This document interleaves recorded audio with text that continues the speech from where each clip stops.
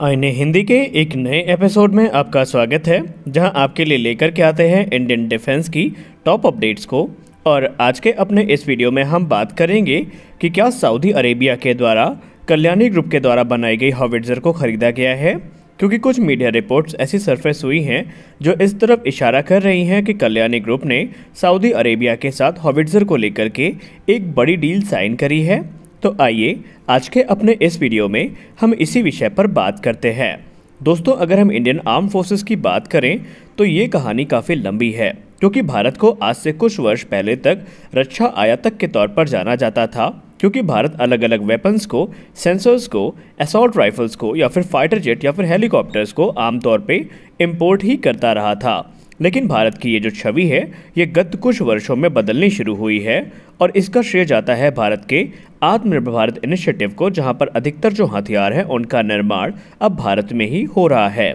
और पिछले 5 वर्षों की बात करें तो भारत धीमी रफ्तार से ही सही लेकिन लगातार आत्मनिर्भरता को प्राप्त करने की ओर अग्रसर है। और इसमें सबसे बड़ा जो ट्रांजिशन हमें देखने को मिला वो हाल ही में भारत के वेपन और सेंसर्स को देखने को मिला, जहां पर भारत ने न सिर्फ इनको अपनी ज़रूरतों को पूरा करने के लिए इस्तेमाल किया, बल्कि जो मित्र देश हैं उनको भारत के द्वारा ये सेंसर और जो वेपन्स हैं ये एक्सपोर्ट भी किए जा रहे हैं।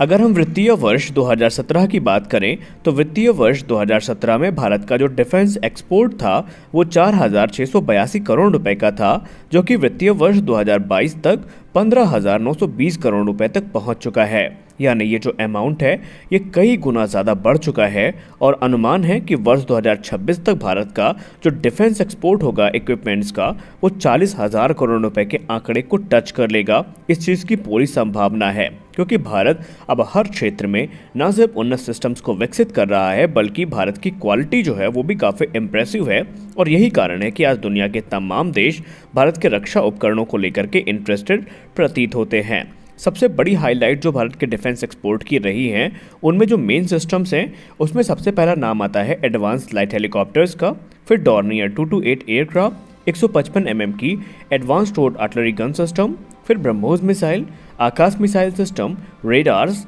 Simulators, mine protected vehicles, armoured vehicle, Pinaka rocket and launchers, ammunition, thermal इमेजर्स, body armour और भी कई चीज़ें हैं जो कि भारत इस समय एक्सपोर्ट कर रहा है। और अगर हम एक डेटा की बात माने तो भारत 1-2 देशों को नहीं बल्कि दुनिया के 85 देशों से ज़्यादा देशों को यहाँ पर इस समय अपने जो रक्षा उपकरण है उनको एक्सपोर्ट कर रहा है, और वो सारे देश भारत के डिफेंस इक्विपमेंट की जो क्वालिटी है उनसे बहुत ज़्यादा खुश है। और इसीलिए अनुमान लगाया गया है कि वर्ष 2026 तक भारत का जो डिफेंस एक्सपोर्ट है वो 40,000 करोड़ रुपए के आंकड़े को पार कर लेगा।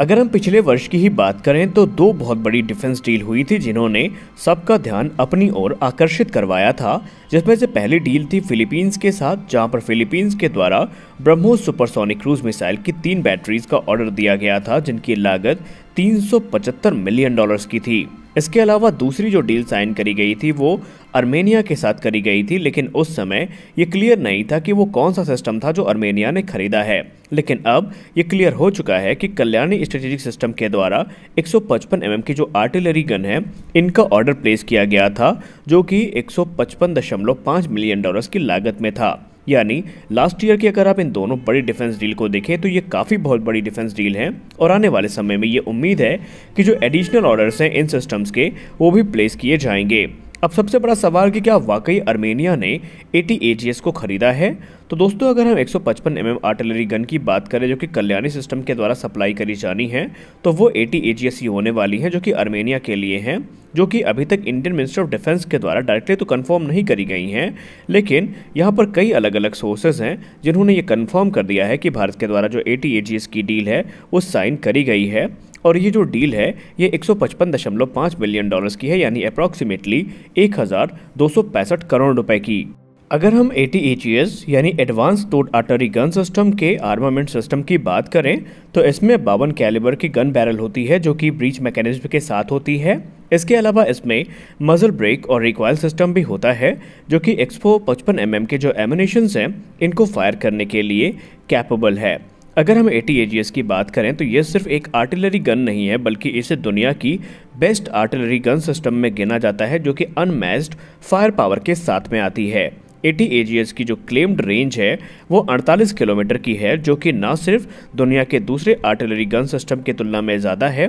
बल्कि ये काफ़ी सटीक वार करने में सक्षम है। एक तरफ दुनिया की जो दूसरी आर्टिलरी गन है उनकी जो मैक्सिमम फायर रेंज है वो 40 किलोमीटर तक में ही सिमट जाती है, जबकि ATAGS 48 किलोमीटर दूर तक मार करने में सक्षम है और ये चीज़ ATAGS को काफ़ी ज़्यादा खास बनाती है। हालांकि आर्मेनिया ने सिर्फ ATAGS को ही नहीं खरीदा है, बल्कि इसके पहले आर्मेनिया के द्वारा स्वाति वेपन लोकेटिंग रेडार का भी ऑर्डर दिया गया है और स्वाति वेपन लोकेटिंग रेडार और ATAGS की जो ये जोड़ी है इसको एक डेडली डुओ के तौर पर देखा जा रहा है, जो कि आर्मेनिया की अनमैच आर्टिलरी फायर पावर को काफ़ी ज़्यादा एनहेंस करेगा और किसी भी विषम परिस्थिति में आर्मेनिया के लिए ये बहुत ज़्यादा सहायक साबित हो सकती हैं। अब आइए बात करते हैं मेन मुद्दे में कि क्या कल्याणी ग्रुप के द्वारा सऊदी अरेबिया को भी हॉविट्जर भेजी गई हैं। तो हाल ही में सौरभ झा, जो कि डेली डिफेंस रिव्यू में काम करते हैं, उन्होंने एक ट्वीट किया है जहां पर उन्होंने ये जानकारी दी है कि सऊदी अरेबिया के साथ एक जो हॉविट्जर एक्सपोर्ट का ऑर्डर है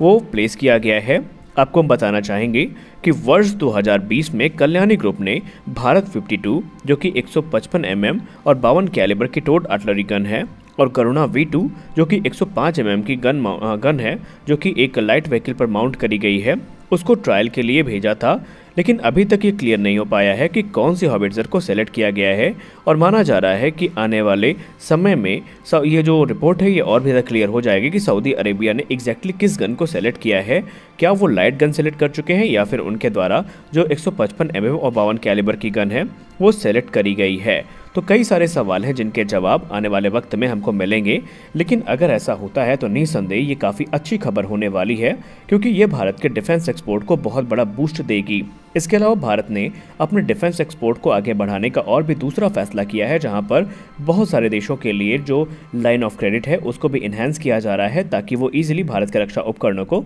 खरीद सकें। तो आपने वीडियो को अंत तक देखा, इसके लिए आप सभी का बहुत बहुत धन्यवाद। मिलते हैं अगले वीडियो में, तब तक के लिए जय हिंद।